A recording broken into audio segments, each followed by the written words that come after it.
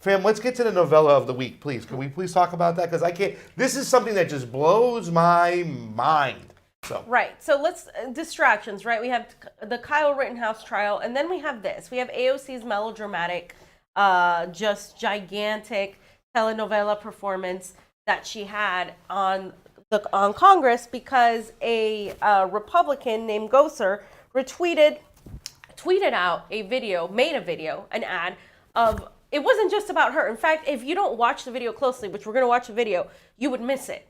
You would miss it. It barely, like a second of her. But he did a whole video of an anime cartoon where Democrats are evil and like the Republicans are beating them up, and it's anime, and it's like this kind of like Dragon Ball Z-esque kind of thing. I think it's called Teen Titan or something like that.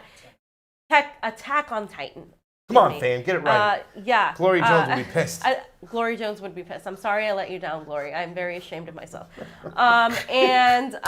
So she got offended by this. So she did a whole thing, as she usually does. She's always the victim. She literally is the epitome of that type of leftist that always thinks like, I'm the victim. Let me speak my truth. Like, it's just so like, it's just like, you're not a fucking victim. There are real victims out there. Yes. And so anyway, and you're a congresswoman too. So he act as if. So they voted to censure him, right?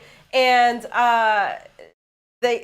he's the first person to be censured in a long time, and so she did this whole speech. So I just wanted to start, I believe, by watching the video. Let's see, this one. The second one, the YouTube one. Yeah. That's on there. I didn't see it. Yeah. I didn't see it.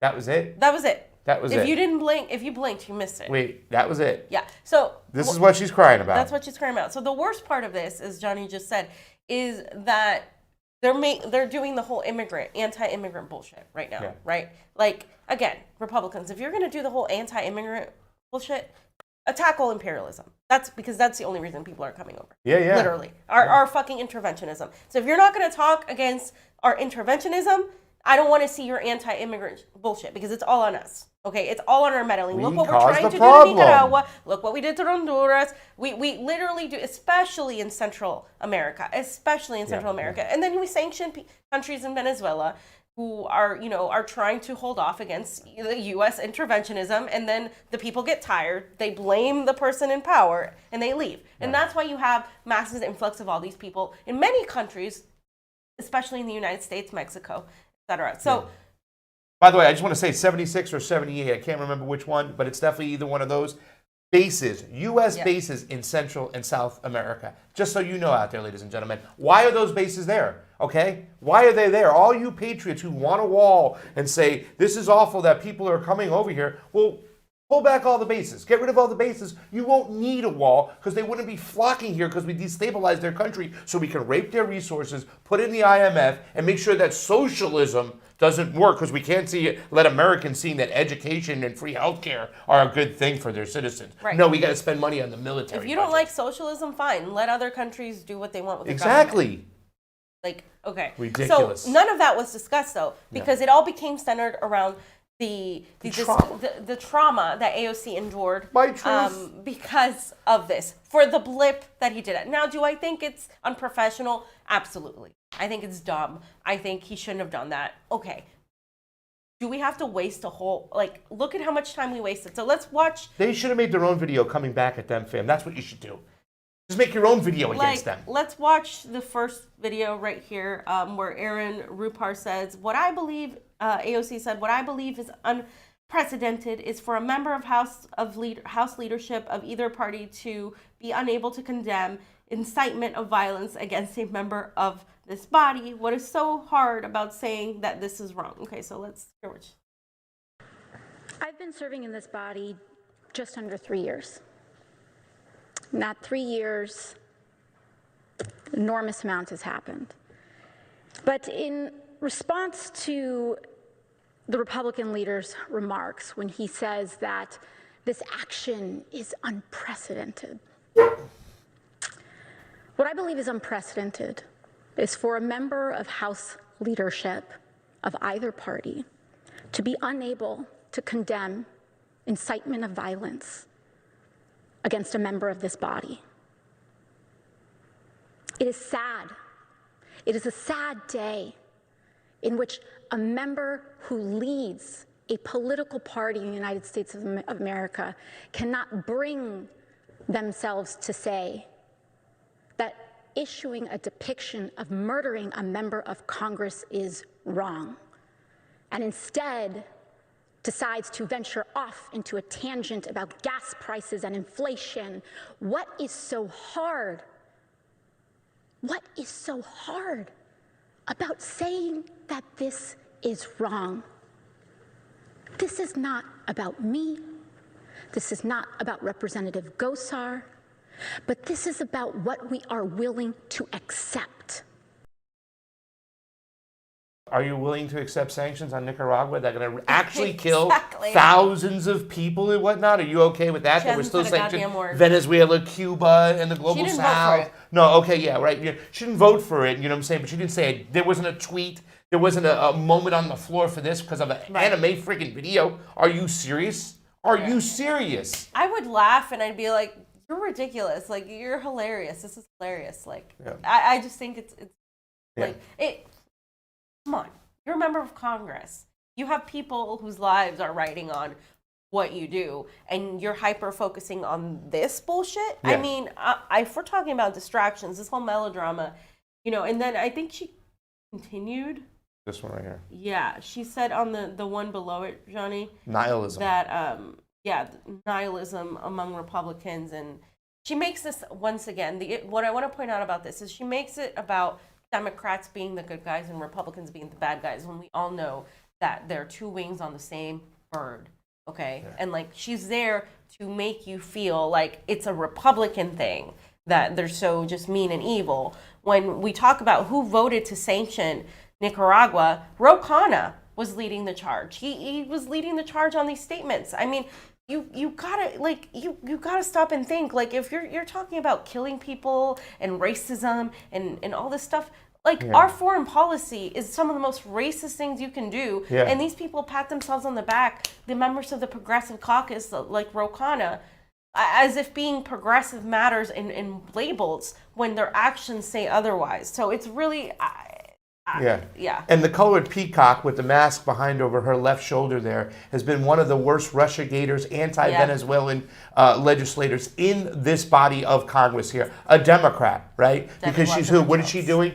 She's pandering to her base over there. But it's not even her base, just a block of voters over there in Venezuela, the Venezuelans that live in her district. Right. Okay, so she's been awful as well. And have any of these people been pushing for Medicare for All, which kill how many thousands of people every year, fam? But she wants to talk about an anime thing. Oh, please, grow up. You know what I mean? You're supposed to be an adult over here. And why do we praise so many weak people within our society that are in Congress? These are weak-minded people. The reason why Daniel Ortega, Vladimir Putin, Lukashenko stay in office for so long is because they're people like them, because they are strong leaders. And they don't take no shit. And they don't waste time on little melodramatics in their freaking bodies of Congress. Can you imagine, like, Putin, this going on in Russia, in Nicaragua, in Cuba, in any other, like...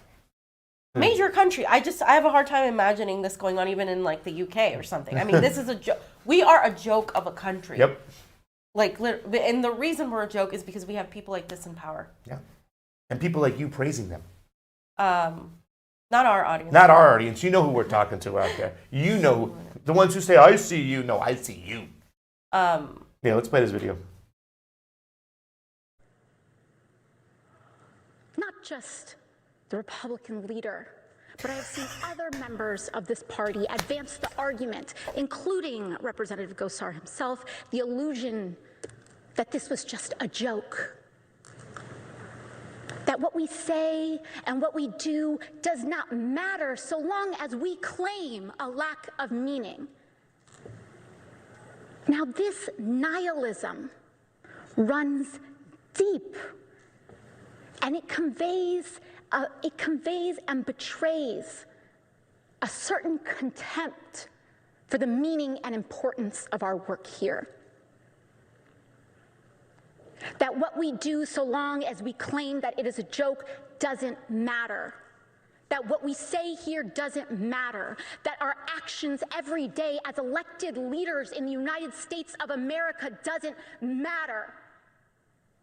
That this chamber and what happens in it doesn't matter.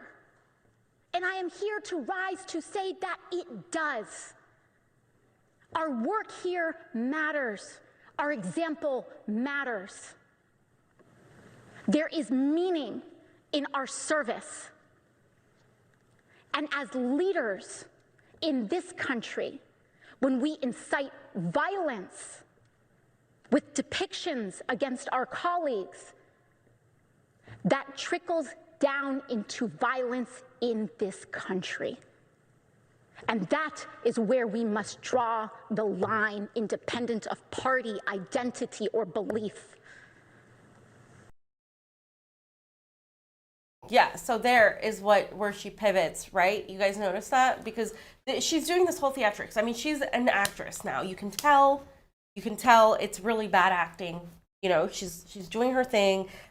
I haven't seen this much passion in AOC for healthcare for all, Nope. for anti-imperialism, Nope. for anything remotely, for free speech, for anything, Julian, nothing that is tangible to the working class has she actually made this sort of impassioned speech. I mean, you could take the speech monologue, memorize it, perform it, and put it in a fucking B-rate Hollywood movie. Like, I'm not joking. It could be in a good Colombian novella. You know what I'm saying?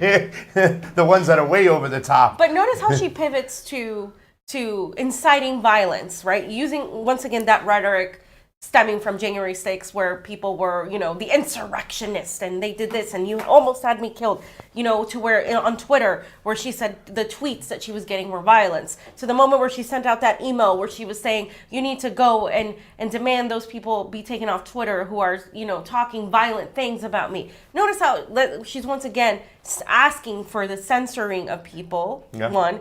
Two, equating this, what's being done to her on this micro level to the macro level of, oh, that's the same thing that's happening, and these Republicans and these right-wingers, they're inciting violence, and these anti-vaxxers. I mean, you can see how this is going to go, because that's where they're going. Exactly. That's and, what you know, she's they are the used for. protected class now, fam. Oh my God. You're supposed to be a civil servant. And while she's saying this matters, that matters, Jonny would say, foreign policy matters. Am I right, my man? Because that's what matters, because that's where death and destruction comes, especially to people, you know, people of color and whatnot. But you're not going to say anything about that. You're not using your time on the floor to talk about anything relative, fam. Go right ahead for the next part. I'm sorry. Yeah, and I'm just going to say, you know, just reiterate, the New York Times, in a 223 to 207 vote, the House removed Representative Paul Gosar, Republicans of Arizona, from two committees for posting an animated video that depicted him killing Rep. Alexandria Ocasio-Cortez and assaulting President Biden. So, you guys remember the Donald Trump the headless Trump that Cassie Griffin posted? Yeah. And all that stuff? Yeah. Yeah. Let's just, Yeah. I'm just going to throw that out there in case people forgot. Yeah. They were like, oh, that's totally fine. But when it's one of their own. So my whole thing about this is that they're distracting you, right? They're distracting you really what are the things that are important. And I'm going to read Misty's tweet in a second, but I'm going to read the one below it first. So he said, this is from Benigma 2017. Democrats, including famous tax the rich dress wearer AOC, will be voting on the Build Back Better today, and it passed today, the House. It still has to pass the Senate, which includes a massive tax cut for the wealthy, estimated at $380 billion. Yep. The second largest financial component of the entire bill. Tax the rich, my ass. And Misty said, in less than 2 years, progressives have voted for the CARES Act, and now this. They are shoveling money to the richest among us, and somehow I'm the asshole for calling them out. Fuck all the way off. And this is the kind of energy that I think a lot of people are feeling, the kind of energy we need, because how can how can this be the center of attention with AOC when this is what they're voting for, this is what they're passing, and they're making it look like it is a win yet again. This is a win for the 1%. It's not a win for you. It's not a win for the working class. It's not a win for the vast majority of us, but they're making it look like that, right? And Trump signed the CARES Act, by the way, and I want to let you guys off the hook too as well. They keep on shoveling money to the top. So this is all of Congress, all of people embodied. This isn't just one team versus the other, but especially the Democrats and the progressives who were supposed to be all about taxing the rich, just once again fold in to the elite class, the predator class once again. So yeah, and so Jonny, we can just go ahead to the the Build Back Better passes House, the political article, and I just wanted to mention, because we're going to go deeper into it when the Senate comes to play, because it just passed the House. So the Build Back Better passed the House, and now it's going to go on to the Senate. And so some of the things that I want to point out about this is Minority Leader Kevin McCarthy gave a giant speech. They passed this. Nancy Pelosi's hailing it as a victory. The entire squad is hailing it as a victory. And it was all Democrats, mainly. Barely any Republicans voted for it. I think no Republicans, actually. So the final vote was 220 to 213. No Republicans joined Dems. Jared Golden. In supporting the bill. One single Democrat voted no. Jared Golden, as you said. Nearly 100 members of the House voted by proxy on final passage of the $1.7 trillion climate and family spending package. And this is according to the tally by Anthony Adragna for Congress minutes. And then the Democrats were hooting and hollering, chanting, Build Back Better. So this is what Nancy Pelosi said. We'll be telling our children and grandchildren that we were here this day. And she, she's talking about how it's amazing. And yeah, so that's what they're talking about. Bernie Sanders says he hopes it gets strengthened in a number of ways. But it's not going to, because the Senate is far less, it's going to take away some things. Yeah. And remember when the House said they weren't going to vote on something that was incremental? Yeah. Well, it's incremental for the people, not for the billionaires. They get what they want, of course, as well. Once again, now I think it's our job to kick into play. We know some people out there who've been going through this bill, to get these people on and start pinpointing the areas of this bill where it's just a big giveaway. The one Democrat who voted against it, Jared Golden, I highlighted him a long time ago when the CARES Act, when I watched that whole hearing, which was just terrible. You had the 30 seconds of AOC kind of going off, but really not holding anybody accountable and not really being visible. We didn't hear her voice when it was a, what do you call that vote? When you didn't get to see who vote, when it was just the A's and the I's, a voice vote. Thank you so much. Say that 5 times really fast. But Jared Golden, to get on the phone, he says, if you look at this bill, we've given no time to vote on this. They just gave it to us. And it looks like it's been written by lobbyists and so big that you could drive a truck through it. Yeah. So he was very aware. He was on to this before, saying, look who's writing this bill. It's written by a bunch of lobbyists. You start looking into this. He was ready this time. He probably had a team and saw all this pork there that really didn't do anything for the people. And he was the one Democrat to abstain from it. And that's what we need. We need people in the Congress like that who are going to say, no, I'm not going to let the lobbyists write the bills, take on over, and shaft a little guy. So I'm going to be looking into this bill over the weekend as much as I can. I think you guys should too as well. If you see a point of it that you don't like, where it's a lot of pork, point it out and let's talk about it, because you know it's going to be filled with a bunch of pork. We got to expose the Democrats for who they are and what they are. And this by is pork- not going to help the little guy. And by pork, he means like a bunch of bullshit that has nothing to To do do. for the people. Exactly. And just it's really focused on projects for foundations or things like that are for the 1% and nothing to do for the working class. So. There will be a handout to all big businesses throughout that bill. You better believe it.